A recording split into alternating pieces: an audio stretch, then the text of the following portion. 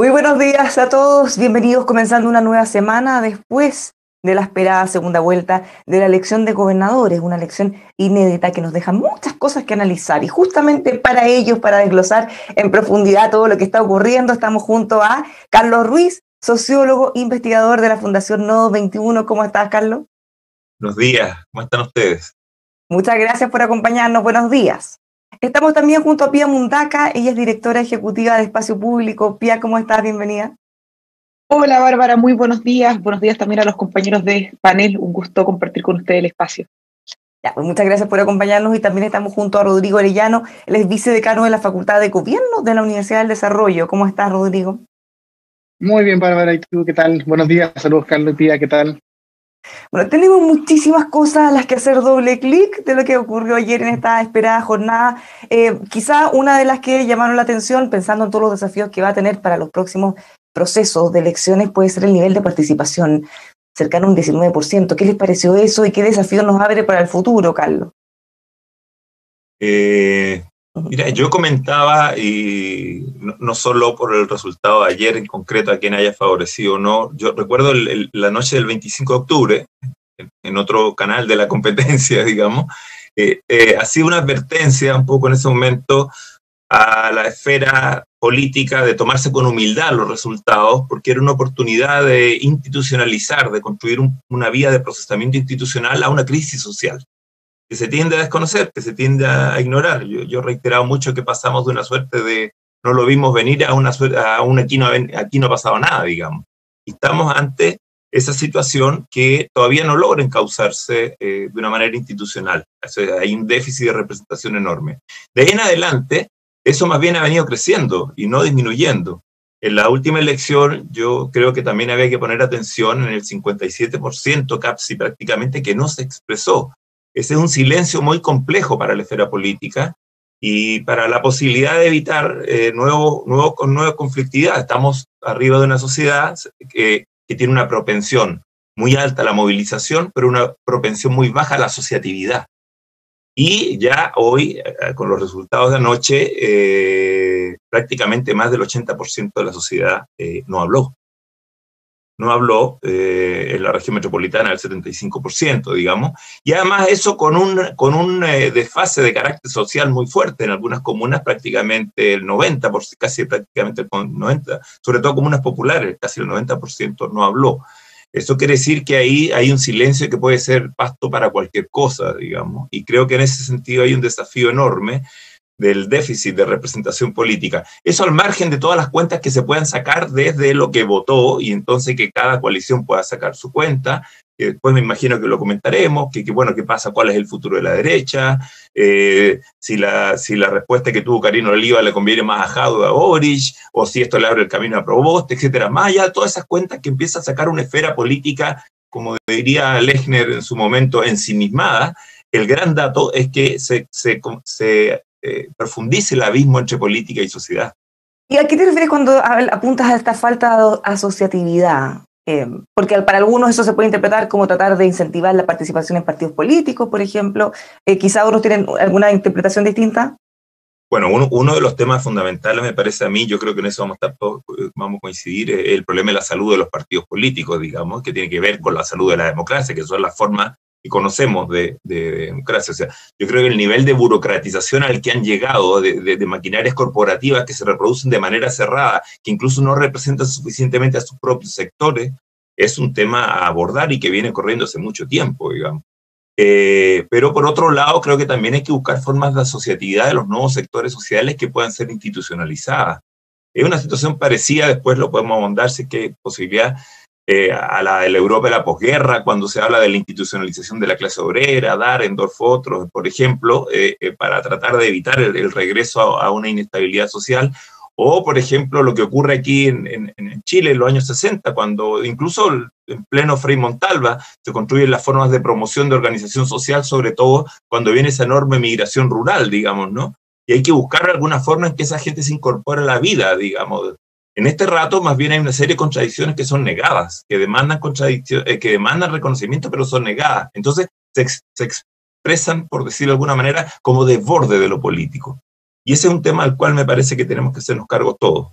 todo. Mira, es interesante mirar esto porque por un lado, cuando hablamos de la baja participación, bueno, muchos plantean que debería volver el voto obligatorio. Más allá de que esa pueda ser una buena alternativa, no sería buena idea quizá quedarse solo con eso, como si todos los problemas se fueran a resolver con un decreto. Algo parecido quizá con los partidos políticos, en vez de simplemente dejarlos a un lado, reconocer la importancia que tienen para una democracia y hacerse cargo, levantarlos de una u otra manera. Sí, solo partir señalando que el día de ayer me parece que hay que destacar el paso que estamos dando en desconcentrar el poder en el territorio nacional.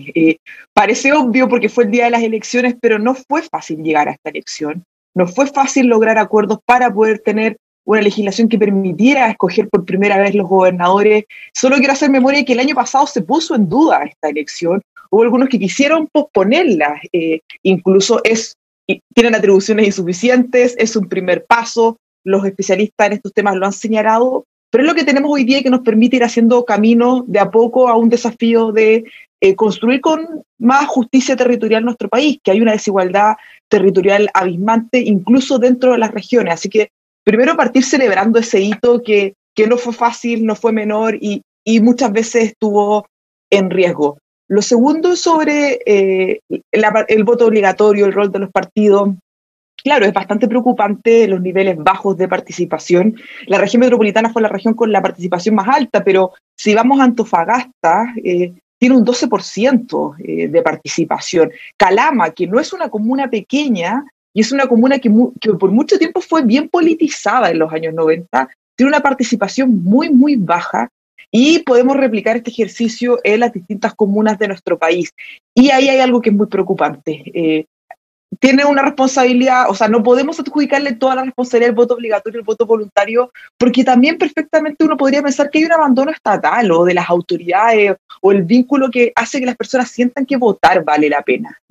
Eso no se cambia de la noche a la mañana, es como lo que discutíamos sobre el plebiscito, que algunos decían, bueno, el proceso constituyente es tan importante, ¿por qué no fueron a votar tantos a la elección de los convencionales? Bueno, la fractura no se soluciona de la noche a la mañana. El hecho de abrir el camino no va a mejorar la distancia que tienen nuestras instituciones políticas con la ciudadanía. En eso los partidos políticos tienen una responsabilidad muy profunda. Yo creo que se ha comentado mucho, con bastante asertividad, que son espacios incapaces de capitalizar las demandas, insertarlas, representar. Hoy día son cáscaras bastante vacías y hay que pensar cómo logramos tener espacios de participación con mínimos institucionales que den proyección de largo plazo y que logren ser permeados por las demandas que va teniendo nuestro país a medida que avanza el tiempo. Rodrigo, ¿cómo ves estos dos desafíos, en participación y el fortalecimiento y la mejora de los partidos políticos? Bueno, lo que vimos ayer fue una señal preocupante, pero crónica de un resultado anunciado, utilizando también la jerga más de García Márquez, porque después del 40% que tuvimos un poquito más en la elección de alcaldes, concejales y bueno, la primera vuelta de los gobernadores, era bastante esperable una participación más baja en esta elección, por la cantidad de candidatos y además, yo creo que una muy mala noticia por parte del gobierno el día jueves de decretar cuarentena total en varias regiones. Es una noticia que se puede haber esperado y que sin duda yo creo que tiene que ver afectado en algún porcentaje la participación de todas maneras.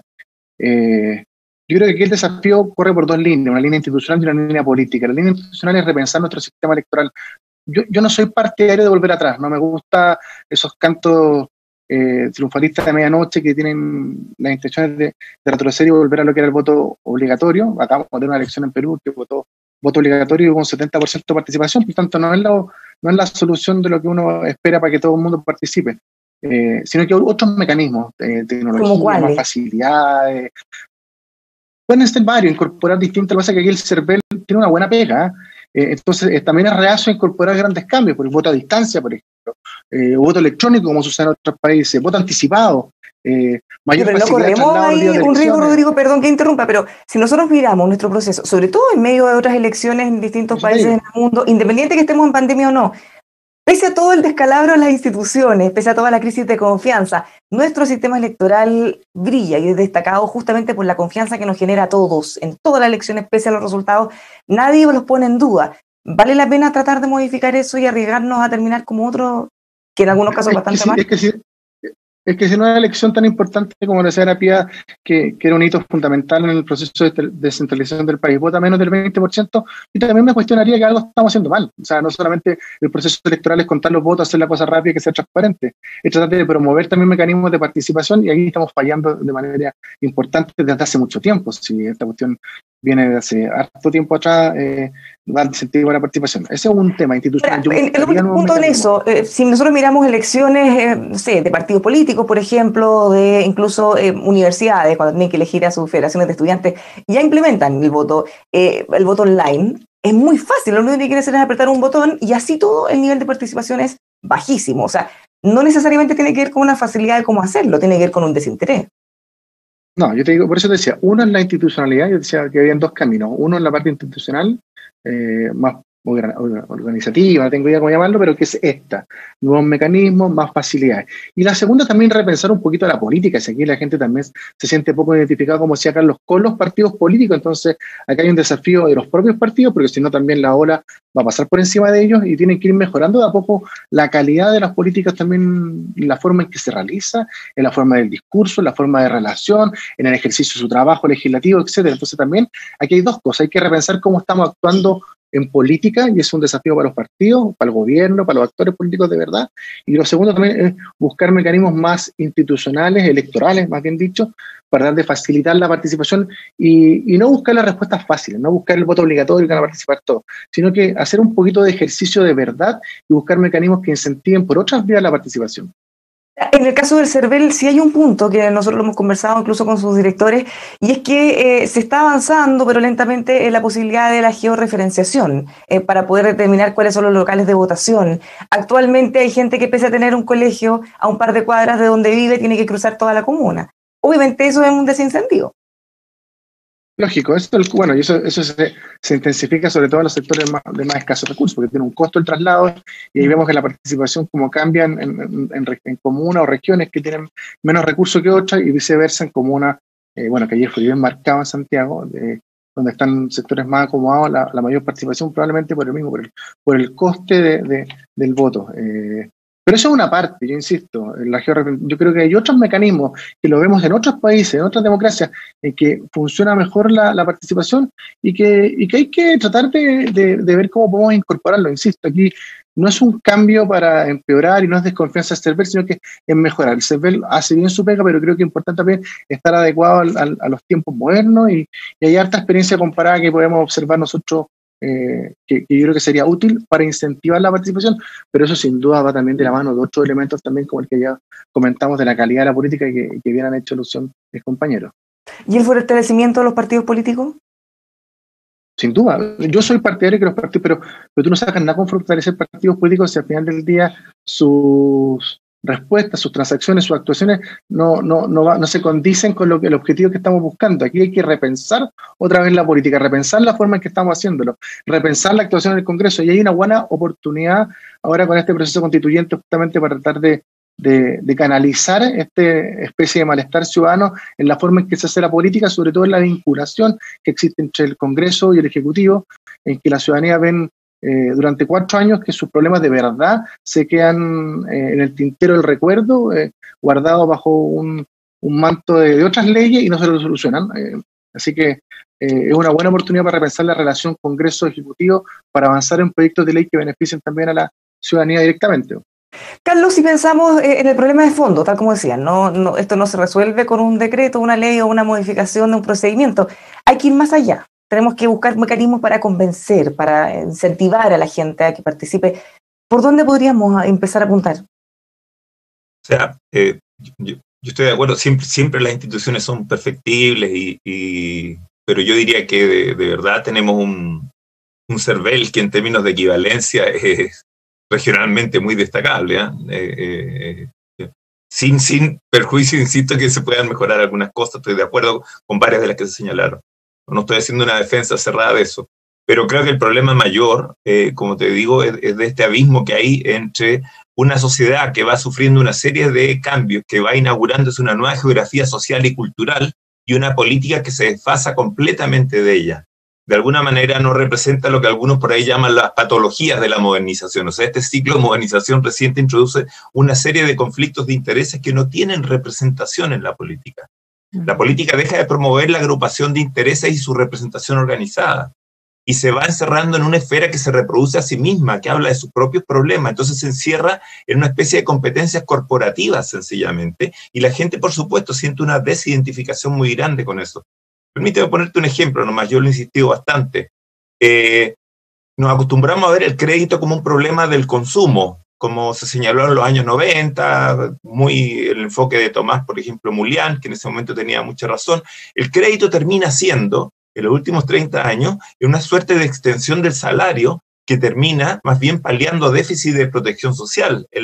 Hasta donde pudimos mirar cifras nosotros en Nodo 21, el 2017-2018, entre 78 y 79% de los casos que había en la justicia civil eran por deudas, pero no por deudas de consumo, sino por deudas de educación, de salud, de vivienda. Entonces, con una tarjeta Falabella la gente terminaba pagando el dentista, digamos, ¿no? Entonces, era otra estructura de las formas de reproducción social que no tenían representación ni tramitación institucional, no tenían cifra en los ministerios. Entonces hay un desajuste entre institucionalidad y sociedad, por decirlo de alguna manera, de una sociedad que cambió muy rápidamente, sus conflictos culturales, permíteme poner otro ejemplo. O sea, yo encuentro muy legítimo que haya gente que esté a favor del aborto o en contra del aborto, pero no es que el problema termine en los tribunales o en este caso en el Tribunal Constitucional, sencillamente, ¿no? ¿Se acuerdan? O sea, esos son déficits de la esfera política para procesar democráticamente a través de una deliberación racional los conflictos que existen realmente en la sociedad. Si no vamos a echar a todos los que estén en contra del aborto o vamos a echar a todos los que estén a favor del aborto al agua, digamos, sencillamente. Eso ya se acabó como paradigma. O sea, tiene que ser una sociedad chilena que aprenda a resolver sus contradicciones de una manera democrática. Y eso la política hace mucho tiempo que no está siendo capaz de hacerlo. Entonces, ahí me parece que está el corazón del déficit de representación que se va generando y la desidentificación. ¿Qué ocurre ante esa situación? Que la crisis social entonces está allá por fuera, sencillamente. Y eso yo creo que es algo que nadie quiere responsablemente. Nadie quiere más mutilados, nadie quiere más muertos, nadie quiere más todos esos costos materiales y sociales, humanos que hemos vivido. Yo, paréntesis, permíteme terminar con esto nomás. Entiendo que ya están haciendo de nuevo vamos a tener CACEN de nuevo, ¿no? Estamos a punto de tener CACEN. Ustedes saben, miren, no hay que ser sociólogo, ni hay que tener doctorado para hipotetizar cómo habrán empeorado los índices. O sea, podemos estar en una situación social más compleja, más complicada, más deteriorada que la que teníamos antes del 18 de octubre. Por la pandemia y otra serie de factores. Entonces es muy importante la capacidad de procesamiento institucional que tenga la política de los conflictos de intereses legítimos que hay en la sociedad.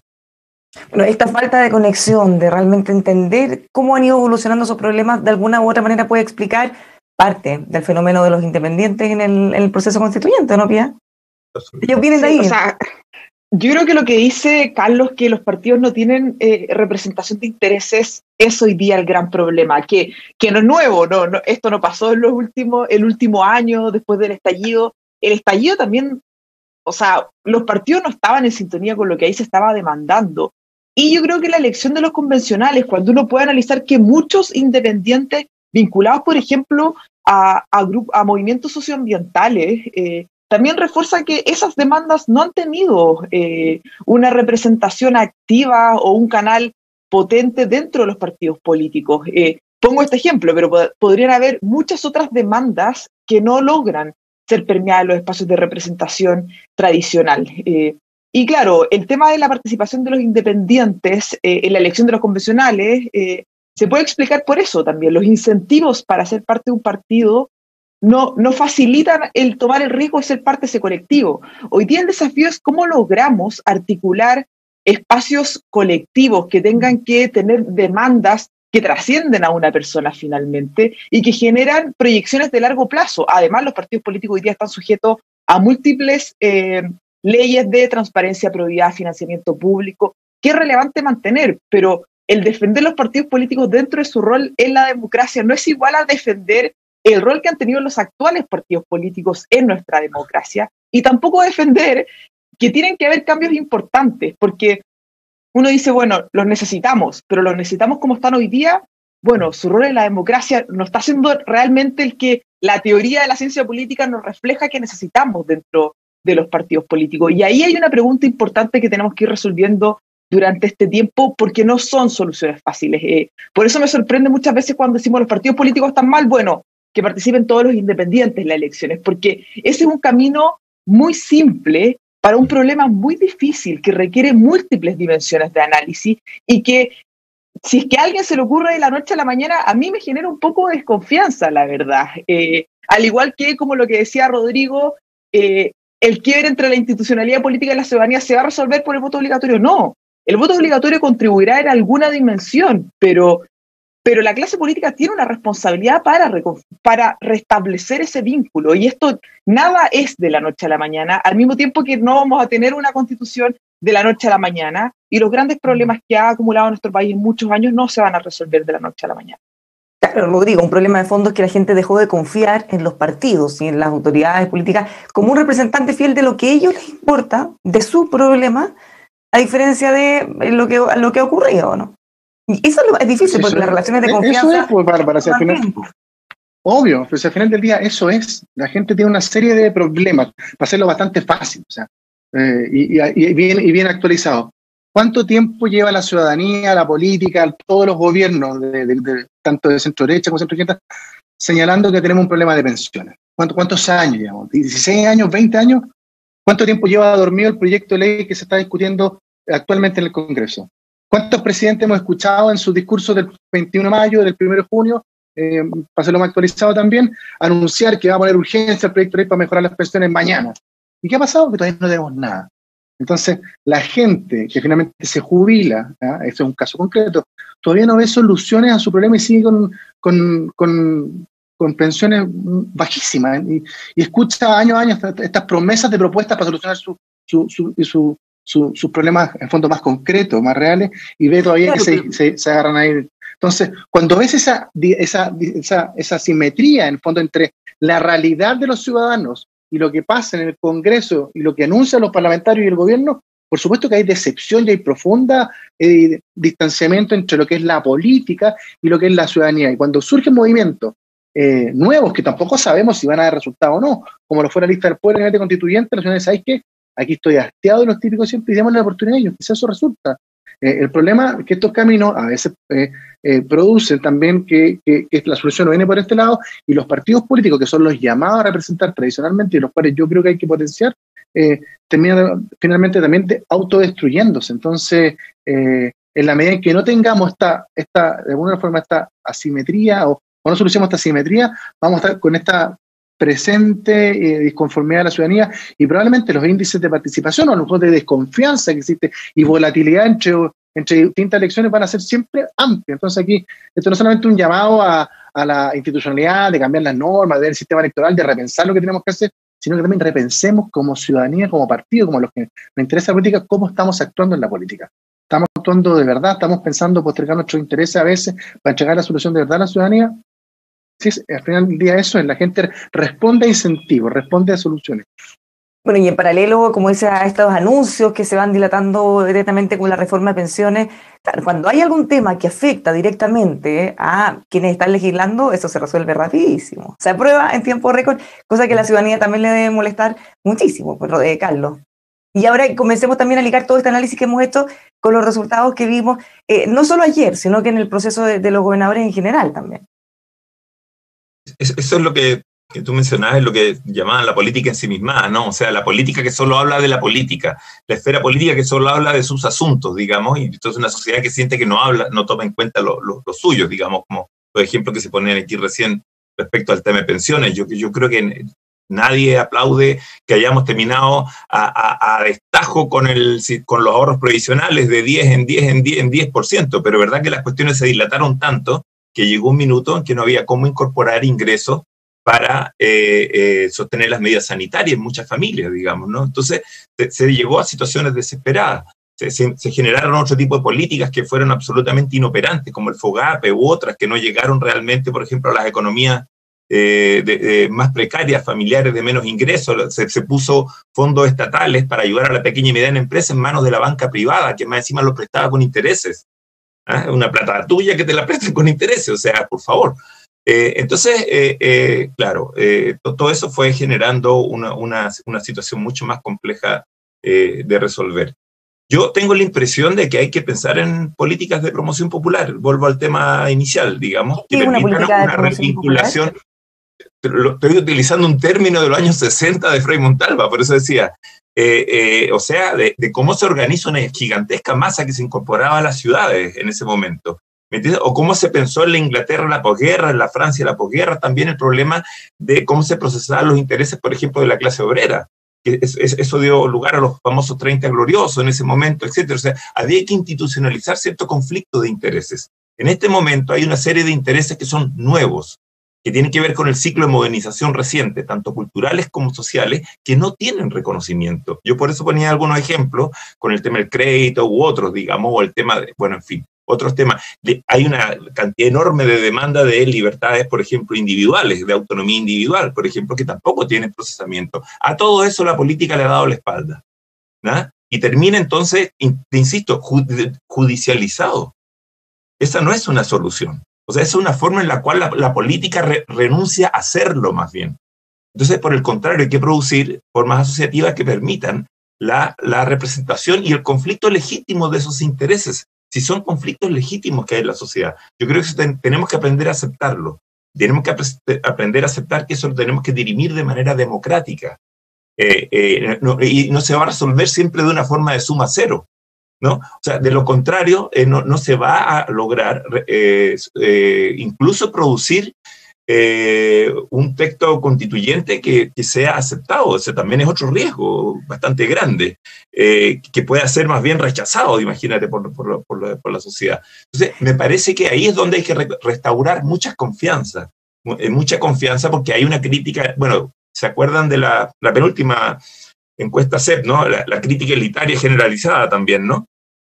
A todo tipo de élite. Entonces se produce una desconfianza de que tú vives en una forma, reproduces tus condiciones de vida cotidiana de una manera muy distinta a sectores que monopolizan los patrimonios, las oportunidades, los ingresos, ¿no? Hace poco lo veíamos con el tema de las vacunas. O sea, la gente llegaba a vacunarse en las comunas más populares, repartían turnos en la mañana y no había más turnos, sencillamente. O sea, no llegaban suficientes vacunas. En las otras comunas, que quedan más en el sector oriente, sencillamente es sumamente fácil vacunarse, ¿no? Y es rápido, es un trámite relativamente simple.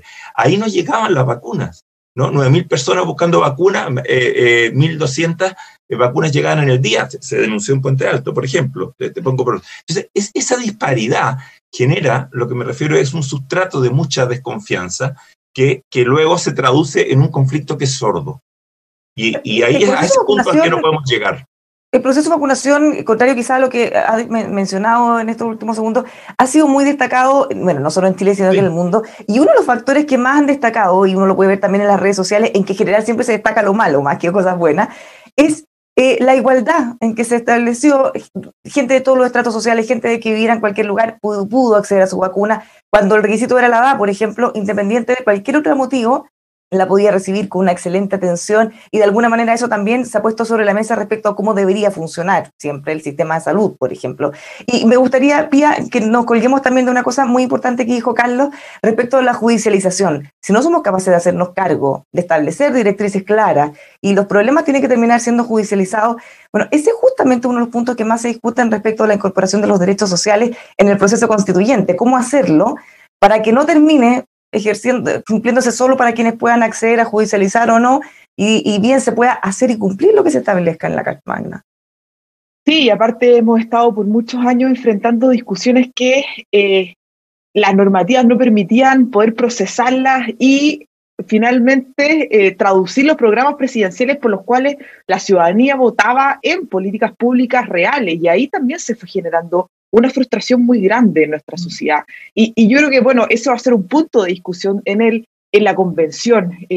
Algo que señalaba Carlos también, que yo creo que ha sido bastante frustrante, que él decía que la política hablando de la política, y para mí es los políticos hablando de los políticos, porque si es que hablaran por último de la política, que comparto finalmente su punto, pero el problema no sería tan grande. Estaríamos hablando de las distintas demandas de cómo mejorar nuestro país, pero finalmente nos pasa que los representados hablan de ellos mismos y la forma en la que enfrentan la discusión no se condice con la premura de la vida que viven muchas personas que habitan en nuestro país. Y eso finalmente genera un vacío enorme, porque la cotidianidad y la urgencia de la vida que tienen muchos no está en sintonía con lo que están viendo los medios de prensa, ni tampoco con la agilidad con la que se enfrentan las discusiones. Y con esto yo no quiero decir que los problemas se van a resolver de 0 a 100, no es que vamos a tener 10 reformas, sino que tiene que haber una urgencia y un compromiso que esté en sintonía con eso. Y quiero creer que los sucesos que hemos tenido en el último tiempo han evidenciado que eso tiene que cambiar. Me gustaría creer, no lo sé, pero este año estamos teniendo hartas elecciones, hay que esperar que hayan aprendizajes de parte de nuestros representantes y que podamos tener discusiones que vayan en esa línea. Algo de eso dijo ayer Gabriel Boric, después cuando analizó la derrota de Karina Oliva, que me pareció una frase muy, muy cierta. Nos encontramos las últimas semanas con muchas frases que terminaban siendo caricaturas sobre aquellos mismos, en vez de proponer ideas que convoquen a las personas y que también terminen de graficar el por qué estamos votando con esto, porque en un año con múltiples elecciones era bien complejo para todos saber qué significaba cada uno de los cargos. Ahora, entrando ya más de lleno en lo que ocurrió en la jornada de ayer, ¿qué les parece en términos generales para ir yendo también a lo particular? Rodrigo. Bueno, ayer lo que vimos, bueno, una elección, yo diré, como con 3 grandes conclusiones. Primero, lo que es el dinamismo de la política. Quienes ayer se resultaron grandes triunfadores, hace un poquito más de un mes están casi en el piso, fueron ninguneados por el otro bloque. El resurgimiento de la democracia cristiana, particularmente, de unidad constituyente, que fue un gran triunfo para ellos. Fueron 10 gobernaciones, incluida la guerra de todas las batallas, o sea, la batalla de todas las batallas, que fue la gobernación de la región metropolitana. Una derrota también del bloque Frente Amplio Partido Comunista, una derrota importante, particularmente creo yo, del alcalde Jado, que jugó todas sus fichas por su candidata Carolina Liga, que terminó siendo derrotada por Claudio Rego, y una confirmación, esta es como la 4ª elección que el oficialismo pierde de manera importante. O sea, ya perdió el plebiscito con la gran parte de la opción rechazo, después tuvo un mal resultado de la elección de alcalde y concejales, que perdieron grandes alcaldías, un número importante de concejales, y ahora además obtiene solo una gobernación, que para mí fue la más sorpresiva. Yo jamás pensé que el oficialismo iba a ganar en la Araucanía, una región que está absolutamente votada y muy crítica a la gestión del actual gobierno. Así que yo diría que esas 3 cosas, el resurgimiento de la unidad constituyente como opción de gobierno, se fortalece también su candidata a Proboste, sin prejuicio que a ella le fue mal, fíjate, el candidato que ella apoyó en Antofagasta, son las cosas de la política, el candidato que ella apoyó perdió. Una consolidación, por lo menos después de un mes, de otro bloque de izquierda, cuando la gran derrota para mí fue el Frente Amplio y el Partido Comunista ayer, particularmente Jado, que puso sus fichas, y una confirmación de que el oficialismo tiene que repensar lo que está haciendo, porque es ya 3ª derrota consecutiva que pierde, y eso en política es una señal relativamente importante. Para ir profundizando justamente en eso, ¿qué pie queda la derecha y centro derecha? Porque por un lado ha tenido derrotas muy importantes hace bastante tiempo, pero por el otro, de una forma quizás sorprendente, tiene candidatos presidenciales, sobre todo uno bastante fuerte. ¿Qué debería hacer de aquí en adelante? Yo creo que al final del día tiene que empezar a repensar en la regionalidad, fíjate. Hemos visto que en la región metropolitana la derecha tiene un potencial, sobre todo por las comunas más acomodadas. Aquí finalmente fueron las que le dieron el triunfo a Claudio Rego en gran parte. No soy injusto porque Claudio Rego ganó en 20 comunas, pero donde estuvo más diferencia fue quizás en aquellas comunas donde la derecha tiene mayor votación, y en regiones va a tener que repensar, buscar líderes locales nuevos. Se avecina no solamente una presidencial, sino que hay una elección parlamentaria, senadores y diputados con restricciones de reelección, lo que pasó también en la elección de alcalde y concejales. Por lo tanto, va a tener que buscar esta especie de líderes que, si bien forman parte de su estructura partidaria, tienen más identificación con la ciudadanía, más territorio, más terreno. Fíjate que el candidato que ganó de Chile Vamos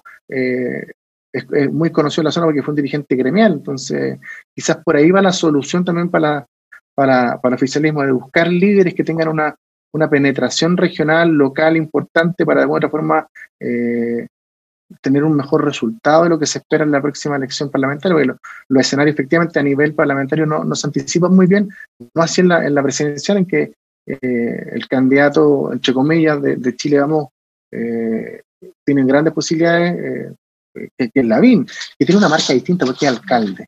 Y esto quizás también hace diferencia. Hemos visto que la ciudadanía se ha identificado más con lo local, y Lavín de eso sabe bastante y se identifica bastante bien. Carlos, ¿qué camino debería seguir la derecha, el oficialismo, después de esta seguidilla de derrotas electorales? Mira, déjame agregar algo. Primero, Rodrigo hace el resumen, ¿no? Yo agregaría que en la medida en que se trató de tan poca participación, lo que se expresa es el conflicto prácticamente de públicos duros, y no de un voto abierto. Hace mucho rato que no tenemos grandes mayorías políticas sustantivas en Chile. Incluso el gobierno anterior de Bachelet tiene un apoyo de menos del cuarto del electorado posible. Bachelet 2, o sea, hace muchos años, incluso hace décadas, que no hay grandes mayorías políticas en Chile, y seguimos pensando en la lógica política de la transición, cuando lo que se enfrentaban eran grandes bloques políticos. En este momento incluso los candidatos presidenciales puntean 10, 12, 14%, o sea, con eso en los años 90 no hubiese considerado ningún precandidato con menos de 36, 42%, ni siquiera hubiese sido precandidato de una alianza. O sea, tú te das cuenta que el vacío es tremendo. Entonces, lo que hay en este rato es un choque, yo diría, de lo que a veces algunos politólogos llaman minorías efectivas, digamos, ¿no? Y eso es lo que se midió. Y por lo tanto podrán perfeccionar más o menos sus maquinarias como políticos que le hablan a los políticos, como decía Pía, limpiando un poco más la idea, digamos. Y ahí podrán sacar cuentas, digamos, cada uno. Pero lo primero que hay que apuntar es que tampoco las fuerzas nuevas que han aparecido en el último tiempo son capaces todavía, al menos todavía, sigue siendo un tema abierto, de recomponer esta fractura que hay entre política y sociedad que sobre todo acusan las fuerzas que vienen de los tiempos de la transición, que son los bloques más del duopolio, la concertación y la derecha, digamos. O sea, la emergencia de Bópoli, del Frente Amplio, de las otras cosas, no terminan tampoco de llenar ese vacío ni de reconstituir este problema, digamos. Y eso quedó consignado ayer. A mí me parece que eso es muy importante consignarlo, incluso me parece que ese es un detalle que estas fuerzas deberían considerar mucho más profundamente, incluso que el cálculo de haber terminado en una elección apretada, la verdad, en la región metropolitana, digamos. Y que por lo tanto es muy incierto todavía el futuro que electoralmente pueda tener eso. Segundo, en cuanto al destino o a lo que deberían hacer en la derecha, vamos a ver todos los factores. ¿Sí? Yo apuntaría, lo otro que quiero apuntar, disculpa, es que es la polaridad social del voto. La región metropolitana, el mapa de la región metropolitana es tremendo. O sea, las diferencias de ingreso y la opción de voto es clarísima, ¿no? Pero también es clarísima la diferencia por niveles de ingreso y la tasa de participación versus de no participación, digamos, ¿no? Entonces hay una fractura tremenda. O sea, tú tienes una ciudad que por lo menos son dos ciudades, por decirlo menos. ¿Ah? Aquí estamos en Corea del Sur y Corea del Norte, más o menos, o sea, por lo menos electoralmente hablando. Entonces tenemos un problema de articulación real, de representación de ese mundo que me parece a mí, que es fundamental. Comunas con participación arriba del 40%, comunas de participación que apenas rozan el 10%, ¿no? Entonces, es una situación, y además con una intención de voto muy clara. Entonces, ahí tenemos un dilema de procesamiento de la esfera política que queda absolutamente abierto. Si esa es la escena que va a llegar a la presidencial, de nuevo vamos a estar en un choque que lo que se parece mucho más es a una especie de polaridad social, más adscrita a la política, en este caso, que se empieza a expresar en la esfera directamente electoral. ¿Y es lo que viene para el oficialismo? Para hacernos cargo de las grandes conclusiones o grandes áreas de evaluación. Yo creo que la gran pregunta de la derecha, y yo creo, ahí he escuchado distintas voces, yo la verdad, incluso a nivel empresarial, he escuchado voces más lúcidas y voces más retardatarias, más cavernarias, es hacerse cargo de las transformaciones de la modernización y los conflictos que ha abierto, sencillamente, ¿no? Hay un sector que sigue insistiendo absolutamente en negar el sustrato de crisis, los elementos que están presentes en la base de la crisis social que hay en Chile. Y eso va a conducir a aumentar el vacío político, y seguir aumentando el vacío político es dejar abiertas las cosas a la aventura, a cualquier tipo de aventura política, lo cual es muy peligroso, digamos, para nuestro sistema democrático. Hay otros sectores que me parece a mí que están enfrentando allá adentro y están planteando el problema de abrirse a esa situación y empezar a abrir una reflexión. Que yo creo que va más allá, no me refiero a Lavín y esta idea de la derecha social, la verdad que les tengo muy poco respeto a esa cosa. Yo, la verdad, honestamente, permíteme la palabra, puede ser un poco fuerte, pero lo encuentro de mucha payasería, digamos. Yo sé que hay payasería en todas partes y no solamente en la derecha, yo lo sé también.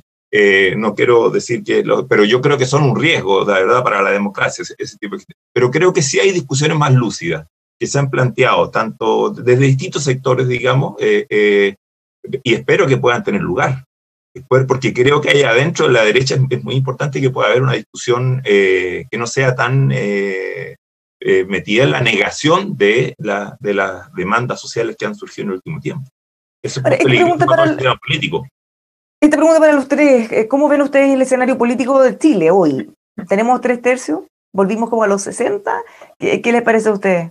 De Pía. Yo creo que el escenario es muy incierto, la verdad, y hoy día las lógicas como más tradicionales de análisis político son muy complejas de replicar. Estoy pensando que ayer el oficialismo se quedó con una gobernación en todo Chile, que es la Araucanía, que además en varias comunas el porcentaje de participación fue menor al 10%, entre algunas comunas tenían 7, otras tenían 11%. Un triunfo apabullante no fue, y claramente ayer el oficialismo quedó muy derrotado en cuanto a la representación territorial a lo largo de las gobernaciones. ¿Esto es igual a que van a perder la presidencial? Yo creo que alguien que quiera como aventurarse a una derrota de la derecha en las presidenciales me parece algo adelantado hoy día, y no lo sé realmente. La dinámica clásica de endosar apoyos no es tan fácil. La derecha sigue teniendo a Joaquín Lavín y Sichel de manera competitiva que no se condicen con los resultados que tuvieron en el rechazo, en los convencionales y ahora en las gobernaciones, que han sido como las derrotas consecutivas y bastante contundentes que han tenido. Del mismo modo en que en la elección de ayer pudimos ver que hubo liderazgos muy comprometidos con algunos candidatos que no lograron traspasar sus votos en la elección. Perdón que me focalice tanto en la región metropolitana, pero estoy pensando, por ejemplo, Claudio Rego ganó Ñuñoa, no le fue muy bien en La Pintana, la alcaldesa de La Pintana estaba muy comprometida con él, del mismo modo que el alcalde Renca, Claudio Castro, que también dio muestras contundentes de apoyo a Claudio Rego, y Karina Oliva ganó en Renca. Maipú, Tomás Bodanovich sacó algo de 90.000 votos en su elección, y Karina Oliva ayer sacó 50.000. Entonces, los cruces no son tan fáciles ni evidentes como antes, que uno decía, bueno, esta persona tiene 10 alcaldes, los votos se distribuyen de esta manera, y la cosa debería andar más o menos así. Entonces, yo creo que hay que ser mesurados en los análisis, o sea, me parece muy bien que quienes trabajaron logren celebrar, los que perdieron tendrán que analizar. Ayer también hubo muchas personas que habrán perdido, pero tuvieron un trabajo con resultados sorprendentes también. Eso no es igual a que el escenario electoral de Chile ya está cerrado y sabemos lo que va a pasar, y yo en eso creo que es mejor ser conservador y ser más pausado en los análisis. Rodrigo, volvimos los 2/3, y también hay luego esa pregunta para Carlos después. No lo tengo tan claro. Yo creo hay muchos que han postulado ese tema de los tercios, un tercio de la derecha, el centro y la izquierda. Yo fíjate que coincido con Pía en algo, de que después del 18 de octubre está demasiado líquido la política. Basta con mirar los resultados de ayer. O sea, cualquier encuesta previa al 18 de octubre aseguraba al oficialismo 12 gobernaciones por lo bajo. Ayer obtuvo una.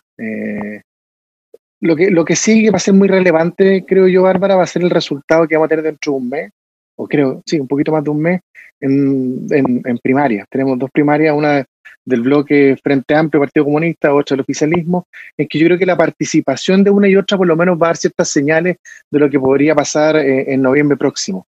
Va a haber que incorporar qué va a pasar también con la primaria, ya más bien de carácter voluntario, de unidad constituyente, qué va a pasar con ello, y en la medida que se configure la presidencial, va a ir tomando cuerpo también qué va a pasar a fin de año, porque recordemos que coincide la elección presidencial con la parlamentaria y core. Yo ahí quiero hacer una mención porque no podía dejarlo pasar, pero en estas cosas de la vida va a pasar que van a asumir los gobernadores regionales, van a estar 5 meses con un consejo, de que cambiarlo al partido. Por eso había gente que proponía el cambio. De hecho, yo lo comento, que yo estaba de acuerdo en hacer el cambio. Me parecía más sensato elegir gobernador regional junto con su consejo nuevo, tal como pasa en alcalde y concejales. Pero bueno, va a ser de otra forma. Entonces yo creo que está bien líquido, Bárbara, y va a ser muy relevante lo que suceda en el próximo año en cuanto a participación y la consolidación de ciertas figuras, porque eso va de alguna forma determinar también los escenarios parlamentarios de fin de año. Carlos, ¿y los 3/3? Los 3, sí, dijiste los 2. Los 3/3. Yo creo que los 3/3 se configuraron una relación muy distinta en ese momento, con una política que tenía una alta capacidad de movilización social. En ese momento, una capacidad de representación enorme, y lo que se confrontaban eran grandes proyectos. En este rato creo que al revés, lo que hay es un vaciamiento de proyectos. En ese sentido estoy de acuerdo con Pía, y de cuestiones que movilicen y le den sentido a la gente a vincularse. Me referí delante a la derecha, ahora me referiría un poco a la posibilidad de la configuración de un bloque de izquierda, digamos. Yo creo que también tuvimos tradicional históricamente una izquierda que debatía de una manera muy abierta, con diferencias de proyectos, que incluso generaba una atracción internacional. Te estoy hablando de hace más de 50 años, ¿no? Y en este momento que no debate abiertamente la apropiación de este nuevo Chile con proyectos que primero que nada hagan una cuenta y un balance del fracaso del socialismo real del siglo XX, digamos, una cosa que la izquierda chilena todavía no hace abiertamente, digamos, y me parece que debería estimular en este rato un debate en que sencillamente toda la solución a los problemas no es más Estado. En muchos casos hay que poner más sociedad, más capacidad de determinación de principios de habilitación social, y por lo tanto reconocimiento de autonomía individual, etcétera, una serie de elementos que implican tensionar mucho a los viejos ideales de esa izquierda para que se pueda organizar en esta nueva escena, así como reclamo también una derecha que tiene una discusión bastante importante que resolver. En el medio yo ahí tengo más dudas.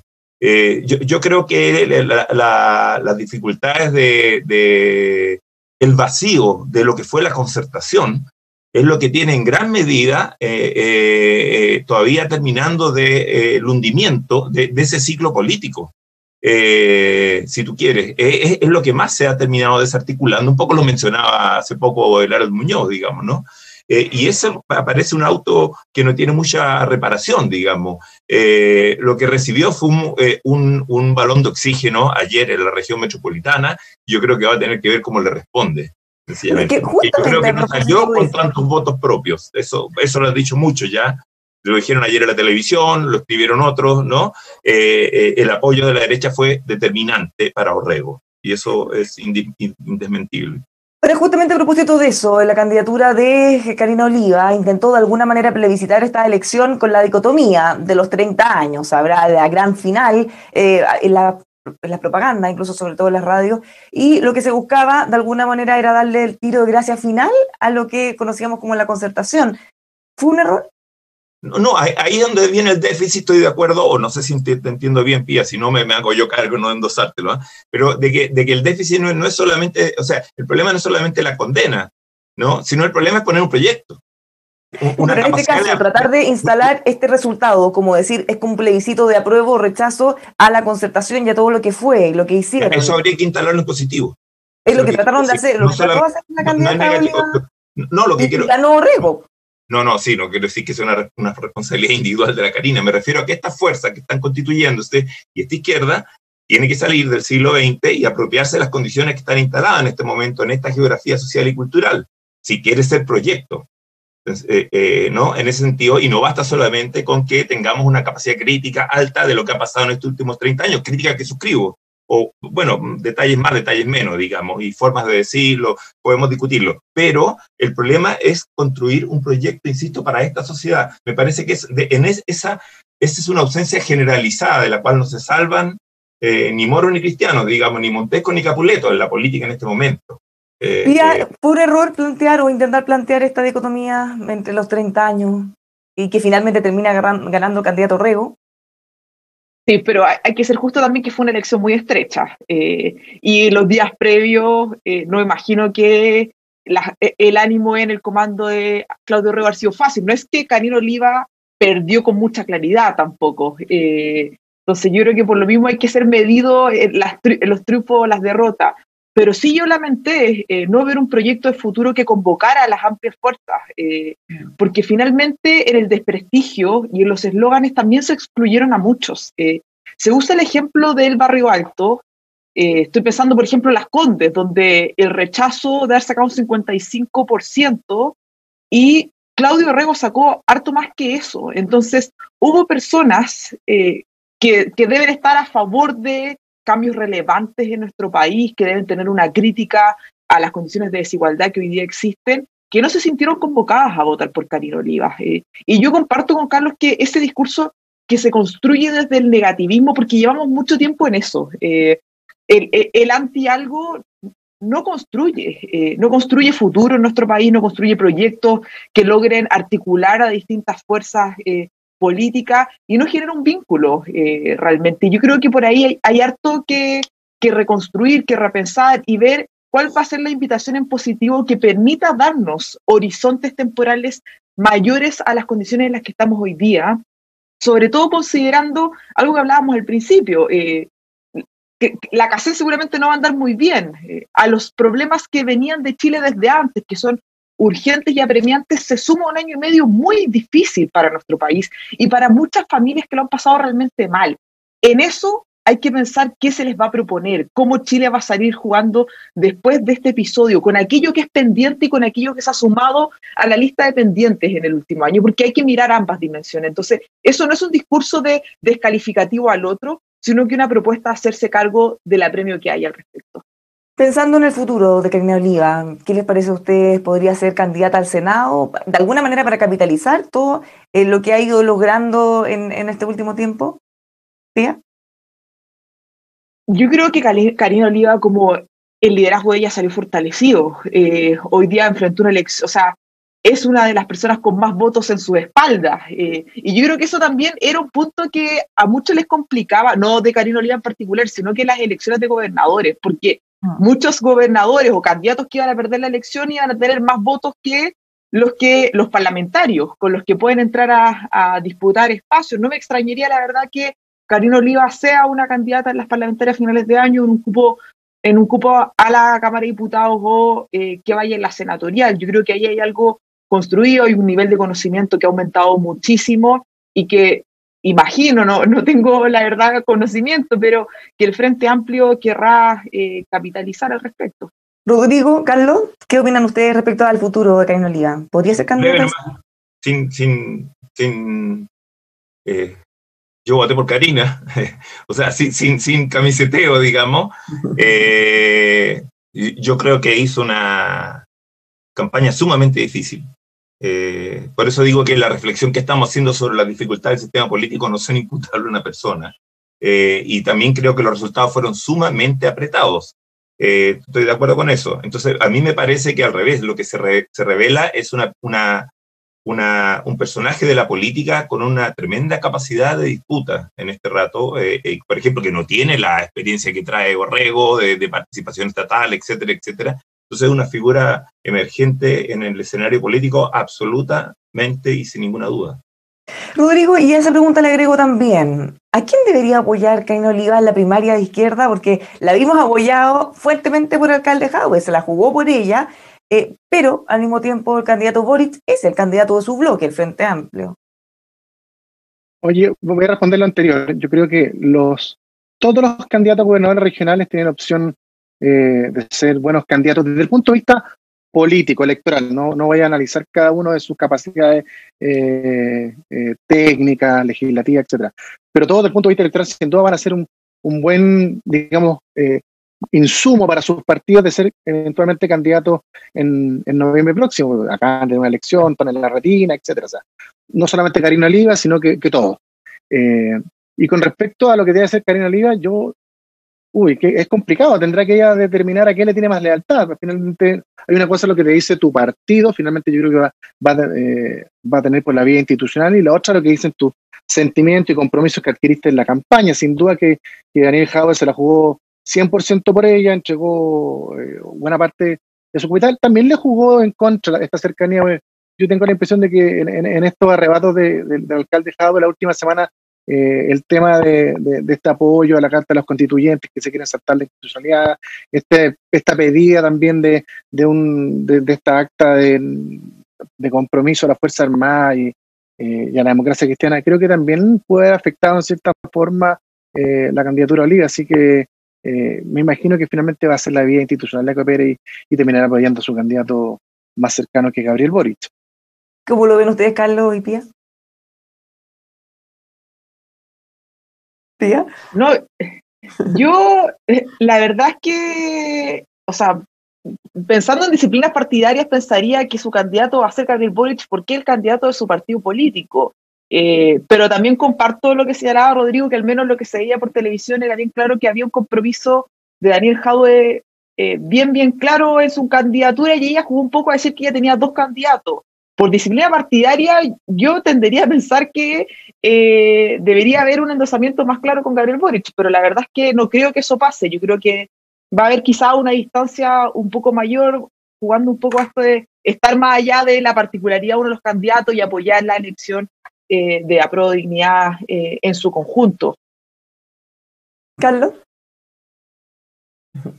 Yo creo que, a ver, no estoy en los círculos donde se van a definir estas cuestiones, pero creo que detrás de Gabriel hay la posibilidad de construir un proyecto de articulación mucho más plural de distintas vertientes y tradiciones de izquierda, que son distintas a la que es legítimamente comunista, digamos, y que me parece que esa es la disputa en este rato, en el tipo de identidades que se van a jugar en lo que pueda ser una izquierda hacia adelante. De todas maneras, con el compromiso que después todo este proyecto va en uno solo, y yo creo que por eso ambos también trabajaron de manera articulada detrás de Karina Oliva en este rato, dando una muestra de generosidad que hace mucho tiempo no veíamos, digamos. Yo también eso lo haría notar.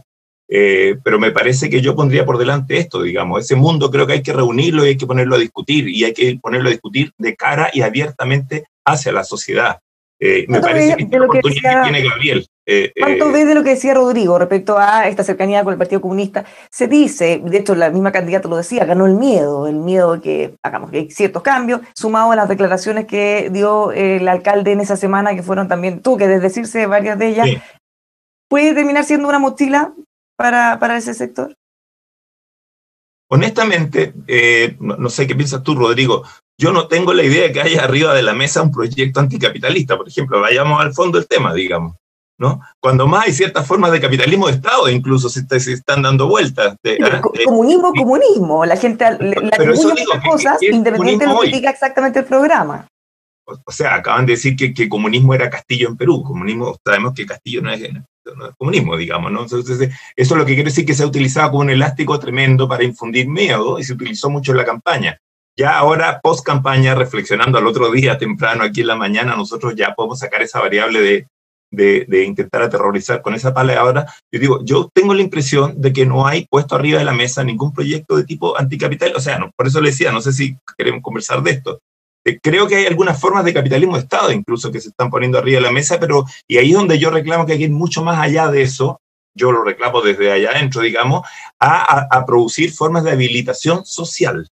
Me parece que son muy importantes, que hay que, en el binomio Estado-mercado, hace falta abrir una tríada que no es solamente Estado versus mercado, sino más sociedad. Lamentablemente se nos acabó el tiempo, pero no quiero que terminemos sin antes dar una barrera muy rápida a los resultados de lo que vimos ayer, cómo terminaron las gobernaciones. Estamos viendo en pantalla conclusiones generales, más allá de estos análisis en profundidad que hemos podido hacer. ¿Les parece? ¿Qué regiones les llamaron más la atención? ¿Cuáles son las cosas que deberíamos mirar con más ojo para el futuro? Como les decía, estamos viendo en pantalla algunos de los resultados, bueno, todos los resultados en realidad de las distintas regiones. Pía, para ir cerrando. Algunas cosas como a la rápida. Yo creo que termina siendo bien frustrante que la primera elección que busca desconcentrar el poder territorial en Chile haya visto cómo se focalizó toda la discusión en la región metropolitana. Eso es una señal del problema que hoy día tenemos y que tenemos que cambiar a lo largo, y ojalá los gobernadores y las gobernadoras electas tengan un liderazgo que permita seguir avanzando eso y que podamos mirar Chile en su diversidad, no solo Santiago desde Santiago. Y eso yo creo que es como lo primero que queda después de esta elección. Lo segundo es que 3 mujeres fueron electas. Me encantaría que en el próximo tengamos más mujeres en los liderazgos regionales. Y lo tercero es que es bien impresionante, obviamente, la derrota de la derecha a lo largo de nuestro país, y me parece que hay que analizar con un ojo particular que sea la Araucanía justamente la región donde el oficialismo triunfó. Así que yo la verdad, más que como que creer que esto constata un escenario hacia adelante, creo que grafica bastantes desafíos, y me gustaría ser optimista en el rol que van a tener los gobernadores en seguir avanzando en materias descentralizadoras. Muchas gracias, Pía. Rodrigo. 4 grandes lecciones. Primero, bueno, el resurgimiento de la democracia cristiana, partido despreciado este mes por sus propios socios, que estuvieron a punto de dejarlo solo en la primaria por llegar a pacto con el Partido Comunista y el Frente Amplio. O sea, el dinamismo de la política es así. Hace un mes estábamos en el piso y hoy está celebrando con un gran resultado a nivel de gobernadoras regionales. Segundo, la derrota del Frente Amplio y el Partido Comunista, particularmente por las fichas que dijimos acá y que se jugaron sus candidatos con la candidata Oliva en la región metropolitana. Tercero, la derrota del oficialismo, ya lo había dicho, antes del 18 de octubre todas las encuestas decían que por lo menos 12 gobernadores regionales iban a ser cercanos al gobierno. Después vino el 18 de octubre, la imposibilidad de que sus intendentes pudiesen renunciar, que eran las figuras naturales llamadas a este cargo, después la incompatibilidad de algunos alcaldes importantes con el cargo, pero finalmente solo un gobernador regional vinculado al oficialismo, en Copiapó, en la Araucanía, que si bien fue la región donde Piñera obtuvo más votación, yo hubiese tendido a pensar que dado lo que hemos visto en los últimos años, hubiese habido un castigo mayor al gobierno y no lo hubo, así que también un fenómeno para estudiar. Y lo cuarto, el surgimiento de un nuevo candidato presidencial, ahí no me cae la menor duda, que después de este resultado, Claudio Rego se va a transformar en un candidato presidencial de la democracia cristiana en los próximos 4 años, y ya estoy pensando a futuro, porque se convierte, y esto es lo relevante, y por eso lo que quería señalar, en la figura política con mayor bolsón de votos después del presidente de la República. Muchas gracias, Rodrigo. Y Carlos, finalmente. A ver, discúlpeme nomás, pero ese resumen no me casa con la discusión que hemos tenido. Yo graficaría que primero no hay grandes derrotas ni grandes ganadores en una elección que es muy apretada y que tiene un nivel muy bajo de participación, y que creo que el desafío sigue siendo realmente la reconstrucción de la relación de la política con la sociedad. Y no hay en este rato incluso figuras que emerjan como capaces de llenar ese vacío en este rato. Lo que nos entregó ayer el resultado de la ciudadanía es una cuestión que hay que tomar con mucha humildad para sacar cuenta. Muchísimas gracias, Carlos, Pía, Rodrigo. Súper interesante lo que hemos podido conversar, bastante más profundo. Tal como dicen ustedes, no hay soluciones fáciles. Vamos a tener que seguir trabajando en esto arduamente en los próximos meses. Muchas gracias por habernos acompañado esta mañana. Gracias a ustedes. Muy bien, muy buenos días. Adiós, Carlos Tapia. Que tengan muy buena semana, y los dejamos a todos, por supuesto, invitadísimos a seguir reflexionando, analizando lo que está ocurriendo en nuestro país junto a nosotros aquí en emol.com.